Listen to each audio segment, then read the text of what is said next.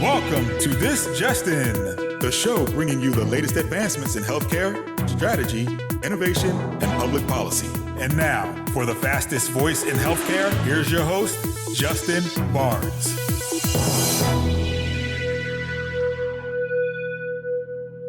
Hello, everyone, and welcome to the special edition of This Just In Radio. I'm your host, Justin Barnes. Today, we're broadcasting live from the 2024 Georgia HIMSS Annual Conference in Atlanta. For those that may not know or remember, a group of us worked hard about 15 years ago to prove that Atlanta was the health IT capital of America. We had over 300 health IT focused companies in the Metro Atlanta region and are still a very vibrant community today. That's why there's almost 500 people here at this annual conference. Welcome back to This Just In Radio Show, broadcasting live from the Georgia HIMSS Annual Conference in Atlanta, the health IT capital of America, and you're one of the people that helped us build that many, many years ago. But I'm very excited to introduce my next guest and great friend of the show, Mr. Geoff Brown, CIO of Piedmont Healthcare. Welcome back to the show, my good friend. Glad to be here. Good to see you. Great to have you. So how are you, first of all? Justin, I'm doing great. The industry is evolving as it always has, and many exciting things are going on within our environment with process, people, and technology. So thanks for having me on. Always. So first of all, on a positive note, what progress, because we know what's happening out there, and there's a lot of things that don't go so well, but on an exciting note, what progress are you most excited to see in the industry today? Two things come to mind. One is the evolution as we've now started to move more technology from the prem world on the technology side out to the cloud to allow us to leverage our partnerships in ways we haven't been able to do with the old model, and some of that evolution. And then the other area is just as AI and the various applications of it now that have been enabled as folks have developed models that you can leverage and then build off of.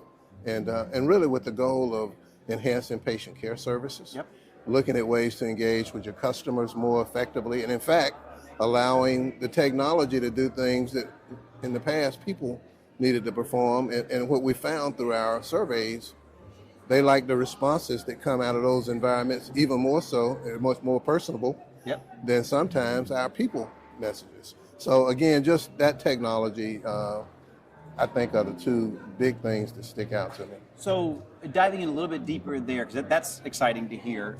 So what would you be, over the next couple of years, where do you think AI is going to make the most benefit to Piedmont? What do you believe for your organization?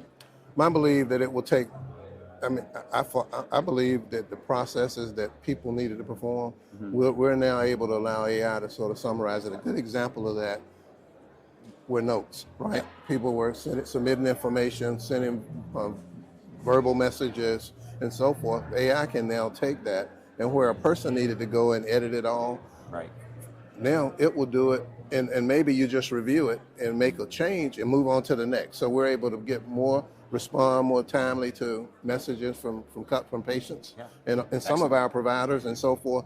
That's a huge area from a patient experience perspective. Internally, we have the same option. We can look at all of the processes for the day.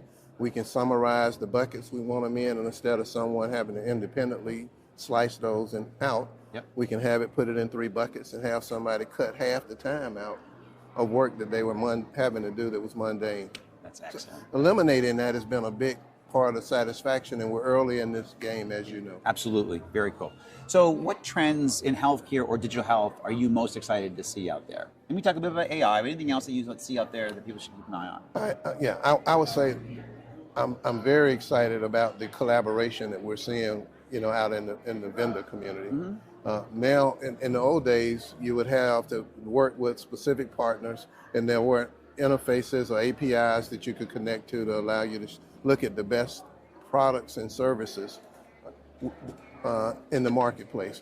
Now, because of the interoperability, interoperability has been a topic for a long time. Decades but for me, I'm excited about this whole interoperability again, because now we're starting to find ways to integrate product, services, people, technology in ways that you don't have to replicate. So you're taking waste out of the system. And if you go back to algorithms and you're looking at the dynamics of that, you understand the importance of being able to take time out of the process, make sure you improve quality, and that you have the confidence of the clinicians and other providers that need to believe in the data.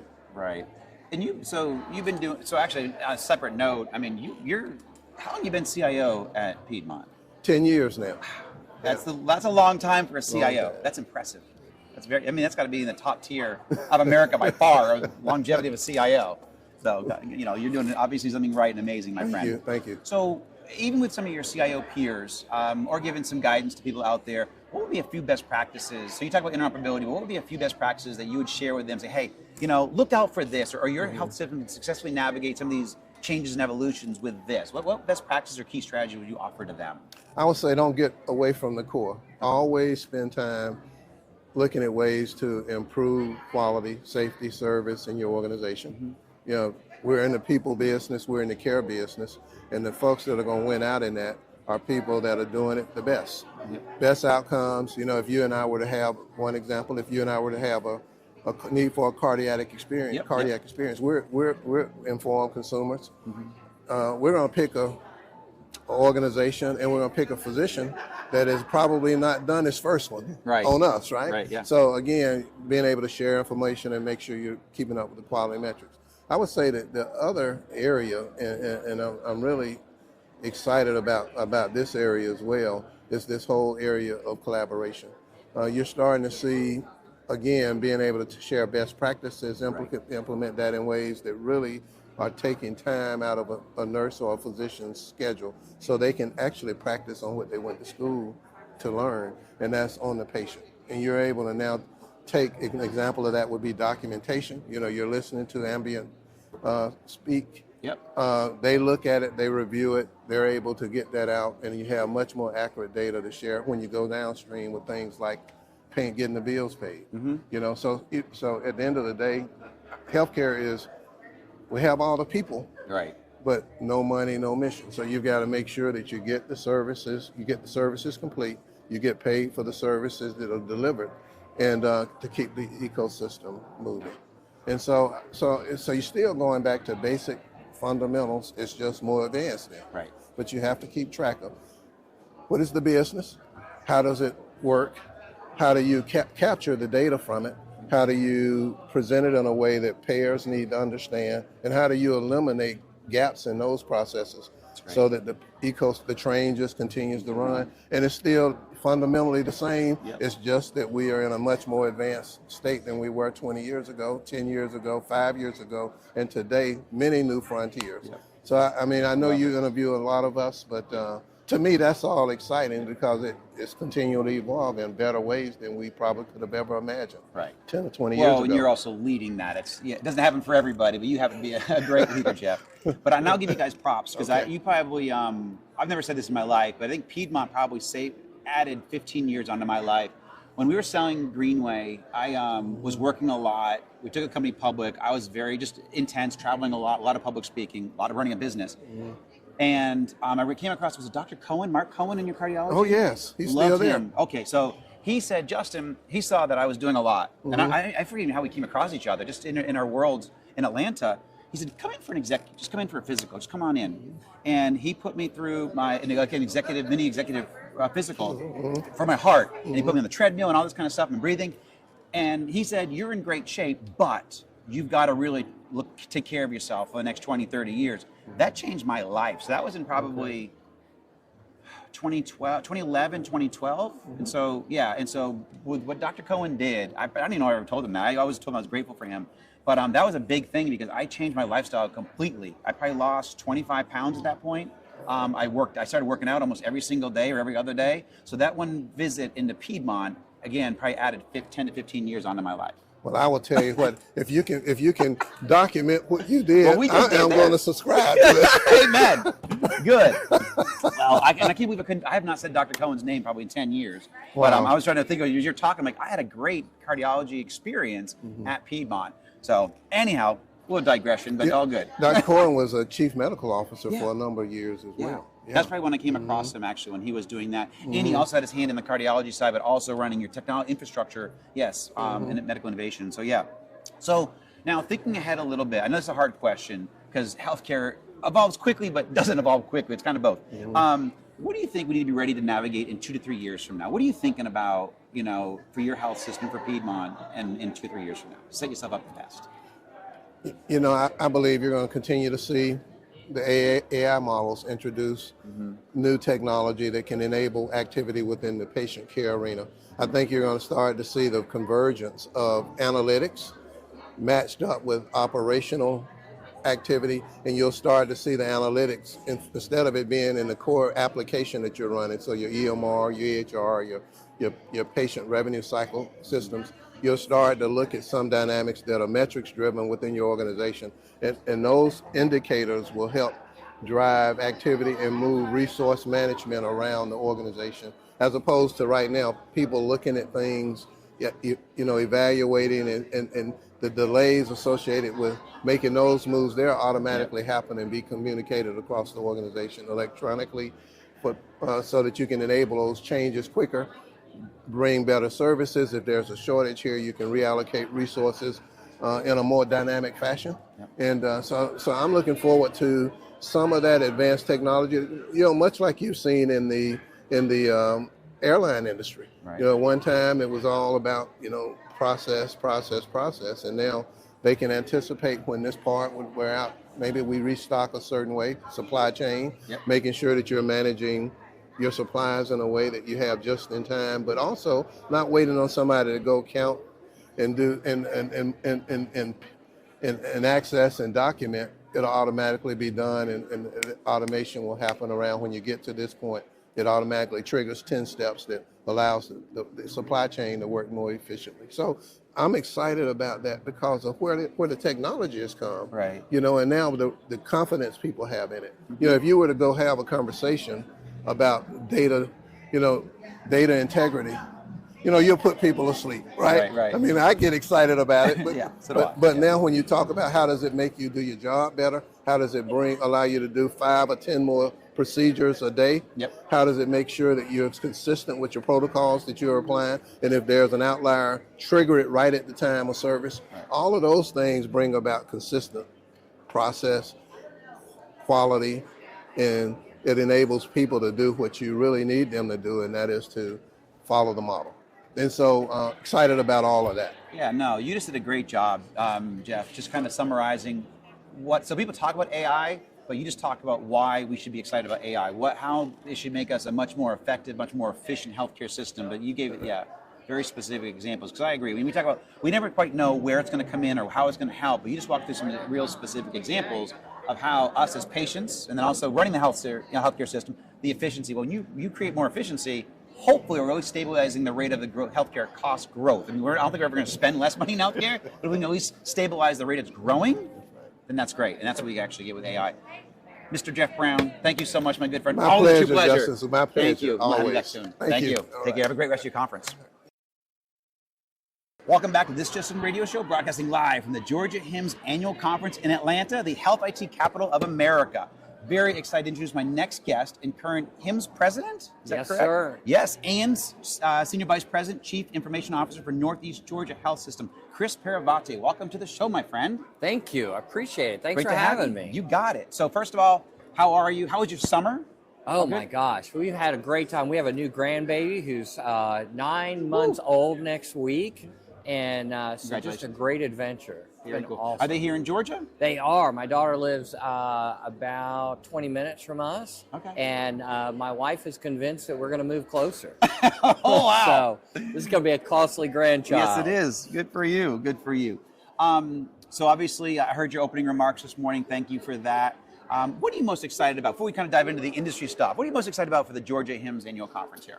I think it's if you look at the floor, what's exciting is that we got caregivers, providers here engaged, and they're engaging with our sponsors and our partners, not from just a sales, but from a learning and a relationship building. As I shared this morning, I've been in this industry for 30 years. Yep, same here, yeah. I know some people in this room I've known for 25 years. And so being able to connect with them and learn from them, it's not always those relationships, they span the time. Mm-hmm. And, absolutely. So you constantly are learning. And that's what's so much fun about healthcare IT. It really invigorates me not only the passion of our care delivery and what we can do with technology to deliver care, but also the people who are in the technology. Yep. and how it's continuing to change. So you bring up a good point. Also, now you're my third guest in a row to talk about collaboration. And so I couldn't agree more. I want to take a moment here because a lot of people don't realize these conferences, how important they are. They're, it's just, no, these conferences, going to the annual HIMSS conference or whatever conference you have, go there. To your point, this is my, actually, 20, I started in 1995 in healthcare IT. So I guess this is my 29th year. Welcome. Yeah, exactly. It's like, so, I know a lot of people here too, and it's this opportunity to collaborate, learn, but then also see people, and we all help each other. So your point is, we're always learning from each other. I mean, even I know we're going to talk about some cool stuff here, but even my previous guest talked about, gave specific examples of how his health system is using AI and how he expects AI to be a big differentiator for him moving forward. I think that's kind of cool to hear, because we always talk about these little acronyms, but then also when the rubber meets the road, that's where it really means, and then where it takes shape. So, we can dive into that, but I totally agree. People need to come to these conferences, go to your local chapters, go to the national shows, and even if it's HIMSS or any other ones, it's fine. But go out there, learn, shake hands, meet, and collaborate. Yeah. So. And they transfer over multiple positions. So I worked for Prudential Healthcare 29 years ago, implementing Epic Ambulatory. Oh, wow. And I've changed jobs over a number of years, but those relationships are constant. Yep, right? absolutely. Because it's part of that community, and knowing those individuals and their talents and their skills, you can draw upon that, and they could draw upon you. Yeah, absolutely. And it's fun to see everybody kind of grow together. How long have you been CIO at North Georgia? I've been there 10 years as a CIO, 14 years in total. And so you and Geoff both have 10 year tenures. Yeah, I know. Wow, that's impressive for a CIO. That's really impressive. Well, that's it. It's you got first year you're developing the strategy, second and third year you're implementing it, 4 and 5 you're getting evaluated on that strategy, right? So if you last past year 5, then you've managed to do pretty well. Yeah, that's very impressive, Chris. I'm going to tell you, because that longevity for a CIO that's spot on. Good for you. Congratulations. So what do you? I like to start off positive, because obviously there's a lot of things that go wrong in the industry and all that. What progress are you most excited to see in healthcare or digital health today? I think the industry as a whole has transitioned from a industry that uses technology to the full adoption of that technology. And that is pushing into our patient experience, our clinical experience, and our entire business strategy. And more than it ever has been before. At Northeast Georgia, we have an entire pillar around innovation. Yep. And innovation for us is changing the way we do business. It doesn't mean that it hasn't been somewhere else. Right. But then how do we touch it? How do we implement it in such a way that our patients, our providers, our employees all benefit? Yep. Because like I said this morning, we're patients, and my wife is a patient in Northeast Georgia. Yep. And so I want the very best care for my family. I want the very best care for my community. And that's a passion that gets me up in the morning and helps me really think about how do we use tools like AI? How do we improve access? How do we use analytics to really understand how effective our business is? And how do we improve that experience for all of those stakeholders? Because our employees are as big as stakeholders as our patients, right? Yep. And if our employees are not satisfied and effective, then our patient experience will be Yeah, and I totally agree with you, and that's impressive. And that's why you've been a CIO for 10 years there, because then that tenure, because that passion obviously bleeds through. But also, thank you for being the president here for Georgia HIMSS, because that's a big task on top of your day job. Yeah. So and serving like that is appreciated greatly. Yeah. So thank you for that. I get a lot of energy from it. See young adults coming into this industry very much like I did 25, 30 years ago, and they're a little green, and they're a little shy. They don't know exactly what to do with people like me, but to help them and give them that experience, and And what I've found in that 30 years is that the work comes and goes, and fads come and go. Yep. It's the relationships, it's the passion for excellence that really kind of transcends, and that's what makes it fun. Excellent. So what trends are you seeing out there today? Either 2024, 2025. What do you kind of see coming up for either healthcare trends or digital health trends? Yeah, I think a couple things that you're seeing as health systems are now seeing technology as part of their core business and not just a tool in their business. You're now seeing the influx of strategic planning with technology embedded in that. We are a digital company, and that wasn't always the case. And so the table stakes or what's important is that now we're incredibly aligned to the business. We're tightly integrated in that business. And the technology side, the infrastructure, compute, networking, those are table stakes. Right. And I think even those very complex technologies are continuing to get simplified, right? So, 30 years ago, we wrote on green screens, we wrote in C++, we run DEX systems. It's just not that complex anymore. Right? And that is allowing us to drive more energy into the business. So things like cloud computing are incredibly powerful and important as we scale and be able to go faster with higher demand. I think AI in a much more practical. People get really excited and really energized about the super sexy AI component. How about a large language model over my reporting that says that you could query, give me a report on geometric mean length of stay and who defined the measure. And that large language model will be able to pop that out and enable that into the end user base so that no one's calling the help desk or an application analyst on reporting. So there's several pieces of emerging, but the overall theme is healthcare is becoming a digital delivery enabled system, and that is threading into that strategy, and for IT organizations to be incredibly efficient and nimble, and how do they use tools like AI, like cloud computing. Cybersecurity is another one, right? How are we building a cyber resilient stack? How are we leveraging our partners effectively? How are we keeping track of those trends and ultimately keeping the organization safe? No, it's very wise. And you brought up effectiveness and efficiency, which again, my previous CIO said the same exact thing, which he's leveraging AI for, which, there's a lot of grandiose thoughts on Gen AI and what's going to do in the future, but just even the simplicity of making us more effective, making us much more efficient, and that means a lot to the patients. I mean, also, as I brought up before, we're never going to spend less in healthcare, but maybe we can stem the rate of how fast healthcare costs are rising by becoming more efficient. And I want our clinicians to be in the moment. And what that means is not being distracted by technology, but that technology being an extension of tools. So I'll give you an example. One of our AI solutions is if we refer you to a subspecialty care, let's say I'm going to refer you to neurology and you have a history of migraines, we can use an AI tool to read your medical record, read some things about you, and present that to the neurologist so that when that neurologist is sitting down with you, they haven't gone through chart prep, they have a summary of, oh, you have a history of migraines. Looks like you've always had this, your father had this.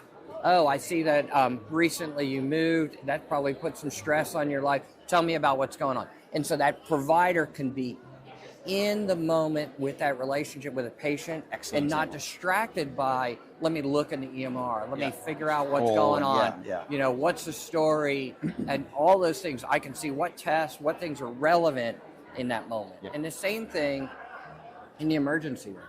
If you present in the emergency room and you've been here before, we should summarize that medical history to that triaging provider so they know if you've got a history of hypertension and I take your blood pressure and you're on these particular medications, I can more effectively curate that care delivery. So these are really practical examples, but it's still about the people. And it's about putting the patients and our clinicians and connecting those relationships. So in our final minute or so, what would you say to other CIOs who maybe haven't been successful for 10 years like you? What best practices would you share with them? or key insights? You know, I'll give you one specific example. My office is in administration. Okay. My office is not in IT. Okay. My first team and my first priority is my peers, a part of the senior leadership team and the CEO. If I am incredibly aligned on the priorities of the business, then there is no ambiguity on what the priorities are for my team. And there will always be lots of priorities. It's what's the next most important priority. Right. And staying very deliberately focused on that, and then having that relationship so that you can influence that strategy is paramount. That's just great advice in life in general. How to prioritize your time in a marriage, raising children. But obviously with your work and your peers and running a very large organization. So I completely agree. Thank Awesome. you. Chris Paravate, thank you very much for your time, my friend. Good to meet you in person. Yeah, and, absolutely. Thank you for a great show. Yeah, thank you so appreciate it. much. Thank you. Appreciate you being here Great today. work. Thank you, man. So welcome back to This Just In Radio Show, broadcasting live from the Georgia HIMSS annual conference here in Atlanta, the Health IT capital of America. Just want to say thank you very much to all of my partners and sponsors for today. This Just In Radio Show would not happen without all of you. Certainly want to thank Roberta Mullen from the Healthcare Now radio team, who's producing and broadcasting my show for over 11 years and helped get us as 2024 Podcast of the Year in healthcare. So grateful for that. And obviously my supporters with AWS and Amazon. Roberta's off camera right here, but she's in her Atlantic City gear, which is fantastic. I'm so glad that she came to join us from the beach. Always grateful for Roberta and the whole team there, and certainly the entire Georgia HIMSS board and leadership team to have me here. I think I just committed to them for 2025 annual conference, so it looks like I'll be back next year. But certainly I'm grateful for everybody who helped me put the show on, who brought me here, and certainly made a phenomenal day happen. And also to all my listeners and supporters, please tune in weekdays. My broadcasts are 2:30 p.m. Eastern, 11:30 a.m. Pacific. And you can always track me on LinkedIn at Justin T. Barnes, or track me on Twitter at HIT Advisor, and use the hashtag ThisJustinRadio so we can respond to your comments from the show. If you missed any of this episode or want to hear more, all my shows are on Apple iTunes, SoundCloud, Spotify, Spreaker, TuneIn, iHeartRadio, and even Amazon Music now. So we're all over the place. And also some of the great content we just put out there on justinbarnes.com. I'm on our thought leadership page. But thanks to everyone, and have a great rest of your day. Take care.